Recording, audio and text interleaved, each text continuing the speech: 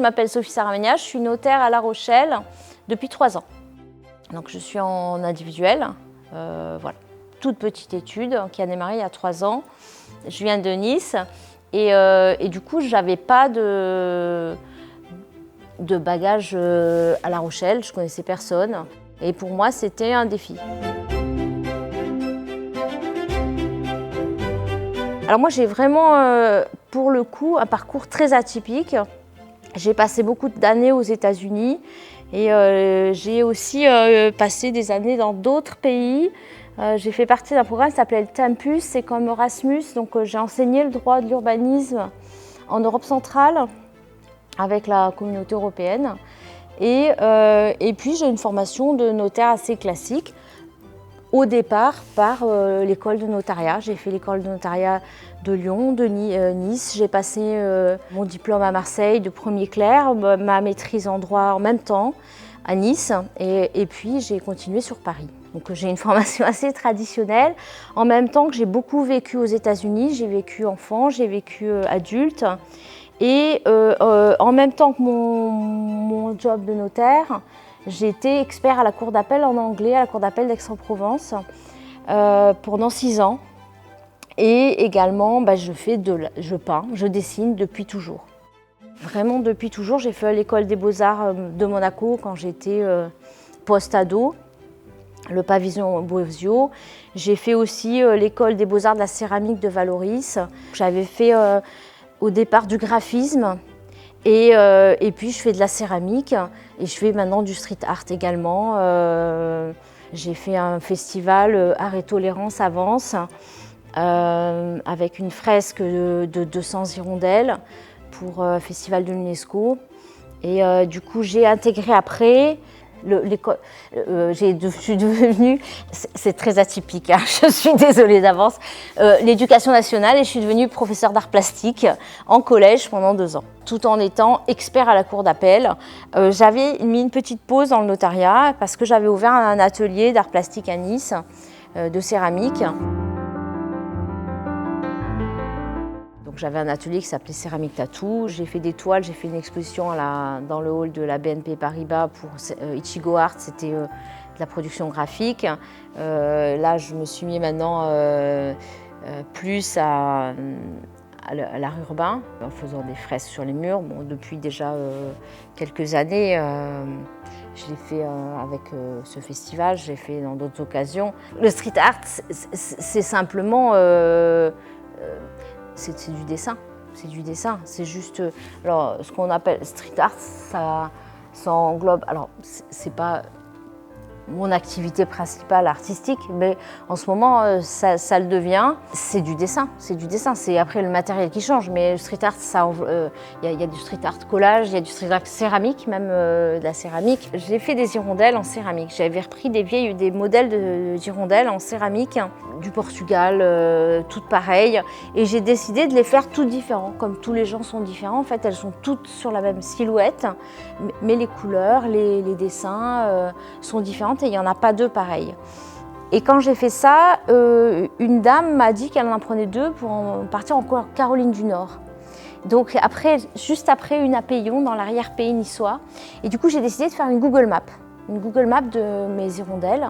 Et donc maintenant il y en a au pied de l'Annapurna, il y en a en Tasmanie, il y en a en Australie, il y en a une quarantaine au Japon.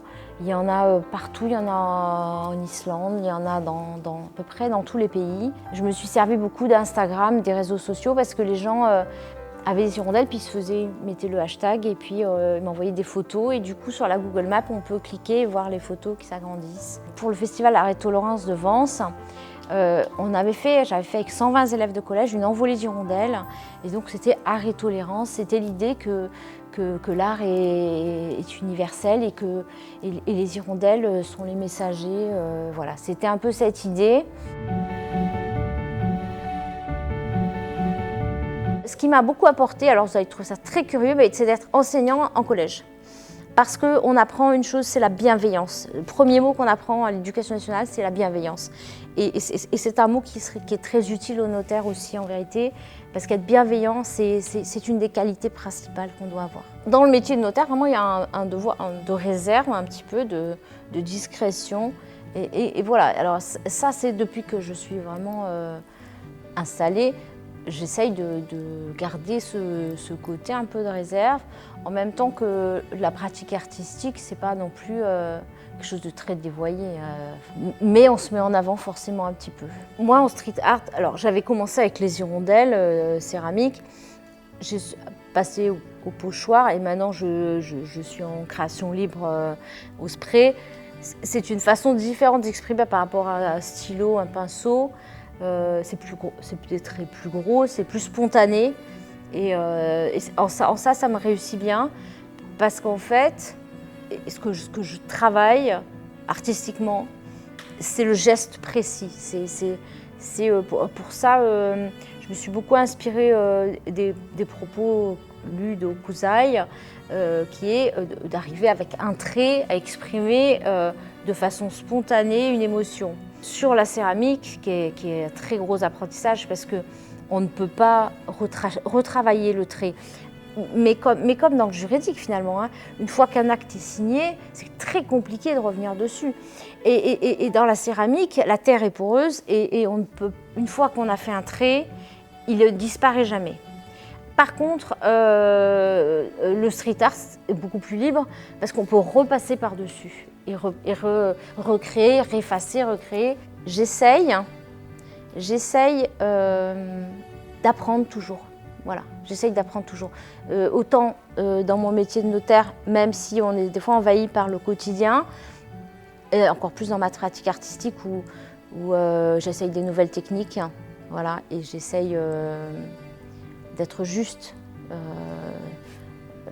artistiquement, comme j'essaye d'être juste aussi dans mon métier. Notaire, déjà, c'est une entreprise, hein, donc je suis contrainte à des horaires, à les dépasser. Quand on est salarié, on a nos horaires. Quand on est chef d'entreprise, on a une mission. Et pendant ma création d'études, depuis 3 ans, j'ai quand même mis en veilleuse ma création artistique. D'autant qu'on ne peut pas dire à partir de 19h, je continue mon mur. Il faut se préparer psychologiquement, il faut être prête, il faut être en état de création. Être artiste, c'est pas quelque chose de linéaire, c'est quelque chose d'un peu écorché, avec des angles, et peut-être parfois déstabilisant. Par contre, un métier comme ça, où on est au service des autres, on s'oublie un petit peu pour remplir notre mission. Pour le coup, c'est quelque chose qu'au départ, en arrivant à La Rochelle, j'ai caché. Par exemple, j'ai des tatouages, donc j'ai mis des blazers. Parce que je ne voulais pas détourner l'attention. Je ne voulais pas détourner l'attention de mon travail, de la qualité de mon travail. Je voulais me faire connaître pour la qualité de mon travail, la qualité de mon écoute, ma bienveillance vis-à-vis des clients, vis-à-vis des confrères. J'avais peur de perdre les gens en les égarant. Il ne faudrait pas qu'on croie que je ne suis pas quelqu'un de sérieux et de sérieux dans mon travail, hein. Et ça, c'était la première chose à mettre en place. Voilà, maintenant, je commence à avoir des retours, des recommandations de clients qui m'en ont ramené d'autres. C'est plus mes confrères et mes consoeurs qu'au départ ont été un peu surpris. Et puis quand j'ai été présentée à la chambre, donc j'ai pu donner mon parcours, j'ai travaillé dans des organisations, puis j'ai un parcours quand même assez académique. Et du coup, ça les a rassurés simplement, hein. Il est important de ne pas affoler les gens et les confrères. Voilà, bon, maintenant j'ai été élue à la chambre, tout se passe bien, j'ai été très bien accueillie par mes confrères, voilà. J'avais la double difficulté d'être une concurrente horodatée et puis atypique, hein, donc il faut se mettre à la place des gens aussi, hein. Je pense qu'il ne faut pas mettre les gens dans des castes, dans des cages. Le notaire n'est pas quelqu'un qui est sur un piédestal, c'est quelqu'un qui a étudié, mais comme un médecin, comme tout professionnel. Je veux dire, on fait des études, on est un sachant en quelque sorte, mais ça ne nous met pas dans des castes et on n'est pas censé être comme ci ou comme ça. Je pense qu'être artiste en étant notaire, être musicien, être un être humain, un père, une mère, c'est normal.